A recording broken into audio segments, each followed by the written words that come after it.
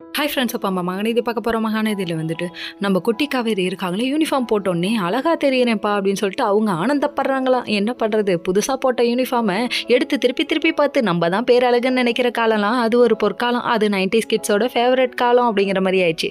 சரின்னு இந்த குழந்தை என்ஜாய் பண்ணிகிட்டு இருக்க டைமில் அதுக்கப்புறம் நாங்களும் ஸ்கூலுக்கு தானே போகிறோம், உங்களை கொண்டு போய் விட்டுறோம் வாங்கன்னு சொல்லி கேட்க, அதெல்லாம் வேணாமா நான் நடந்து போய்க்கிறேன்னு சொல்லிட்டு, அதாவது காவேரியோட இதுதான் ஆர்வ கோளாறாச்சே, அதனால் இது சொல்லிட்டு கிளம்பி முன்னாடி முந்திரி கொட்டை மாதிரி டப்பு கிடப்பு போக இதை ஃபாலோ பண்ணிகிட்டே போகிறாங்களாமா நம்ம விஜய். இதுக்கப்புறம் விடுவேனா என்ன அப்படின்னு சொல்லிட்டு, அடேங்கப்பா என்ன இது ஒரு நடன்னு சொல்லிட்டு நடைய கிண்டல் பண்ணவர், முன்னாலே போனால் பின்னாலே வரேன்னு சொல்லிட்டு இவர் ஆரன் அடிச்சு வெறுப்பேற்ற, என்னடா அது இப்படி வெறுப்பேற்றுறீங்க, ஒரு பிள்ளைக்கு அப்பா மாதிரி நடந்துக்கிறீங்களா, அதுவும் அவங்க மிஸ்ஸுக்கிட்டே, உங்கள் பிள்ளையோட மிஸ்ஸுக்கிட்டே இப்படி நடந்துக்கிறீங்கன்னு சொல்லிட்டு கண்ணா பின்னான்னு கழுவி ஊற்ற, அதுக்கப்புறம் என்ன ஊற்றினாலும் நான் தொடச்சிட்டு பின்னாடியே வருவேம்மா ஃபாலோ பண்ணிட்டுன்னு சொல்லிட்டு இவங்க நினைக்க, அதுக்கப்புறம் எப்படியோ ஸ்கூலுக்கு வந்துட்டாங்க. வந்ததுக்கப்புறமா அம்மு நீ முன்னாடி போன வரேன்னு சொல்கிறாங்க.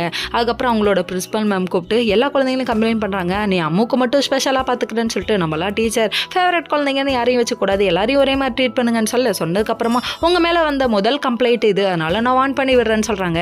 திரும்ப வந்ததுக்கப்புறம் யோசிக்க ஆரம்பிச்சிட்டாங்க, நம்ம அம்முக்கிட்ட அதிகமாக அட்டாச் ஆகிறதுனால தான் அவங்க அப்பாவும் அட்வான்டேஜ் எடுத்துக்கிறாங்கன்னு சொல்கிறாங்க. இதெல்லாம் உசாராரு, ஆனால் பல செய்து மட்டும் ஞாபகம் வந்துடாது உனக்கு அப்படிங்கிற மாதிரி ஆயிடுச்சு. இதெல்லாம் ஒரு பக்கம் இருக்க, அதை குழந்தைகிட்ட இருந்தே யாரும் இப்போ கட் பண்ணுவோன்னு சொல்லிட்டு குழந்தைகிட்ட ரியாக்ஷனை காமிக்க, நான் என்னத்தை கண்டேங்கிற மாதிரி இருக்க குழந்தையோட ரியாக்ஷன், ஏன்டா இப்படி கொடுமைப்படுத்துறீங்க என்ன அப்படிங்கிற மாதிரி இருக்கு தாய் கிழவி. ஓகே.